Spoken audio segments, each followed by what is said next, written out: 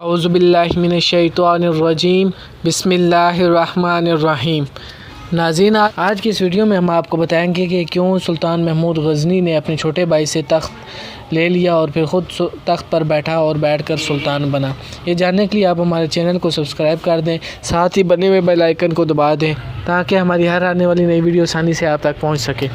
اب ہم چلتے ہیں اپنے موضوع کی جانب۔ سلطان محمود غزنی کے والد کا نام سبکتگین تھا۔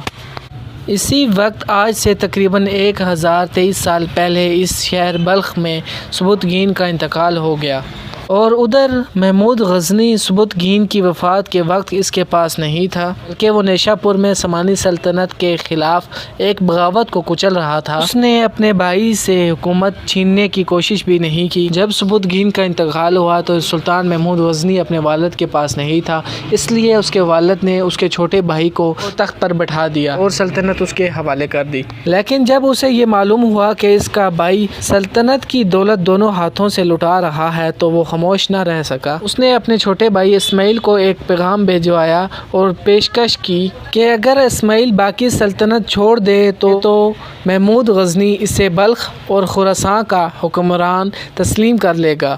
لیکن اسماعیل نے محمود غزنی کی اس پیشکش کو مسترد کر دیا۔ اب محمود غزنی نے اپنے ایک چاچا اور چھوٹے بھائی کی حمایت سے بغاوت کر دی۔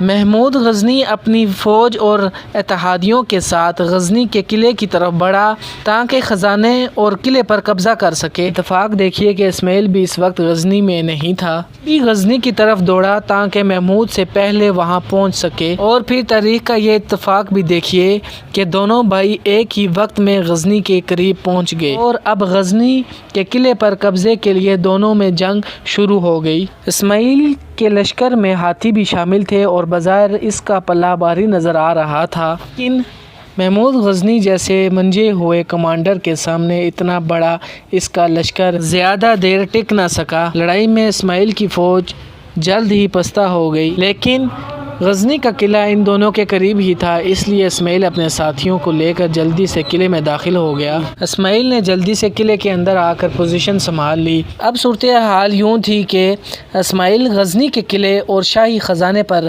قابض تھا، مگر محمود غزنی قلعے کے باہر محاصرہ کیا ہوا موجود تھا۔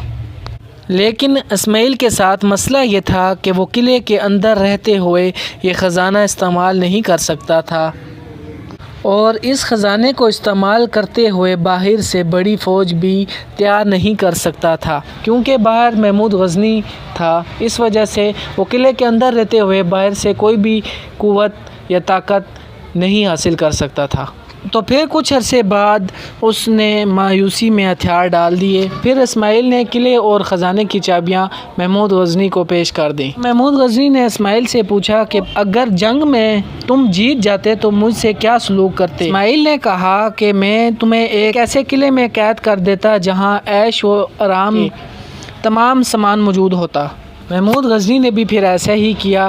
اسماعیل کو مزار شریف کے قریب گزنگان کے ایک قلعے میں قید کر دیا گیا۔ یہاں اسے ہر سہولت میسر تھی، لیکن وہ قید میں تھا، اور پھر یہاں اسے موت واقع ہو گئی۔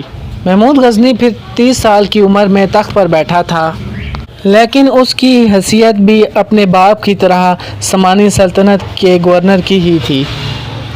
ناظرین، ہم نے آپ کو بتایا کہ کیسے محمود غزنی نے اپنے چھوٹے بھائی سے تخت حاصل کیا۔ اگر آپ کو یہ ویڈیو انٹرسٹنگ لگی ہوئی تو آپ ہمارے چینل کو سبسکرائب کر دیں، ساتھ ہی بنے ہوئے بیل آئیکن کو دبا دیں تاکہ ہماری ہر آنے والی نئی ویڈیو آسانی سے آپ تک پہنچ سکے۔ شکریہ، جزاک اللہ۔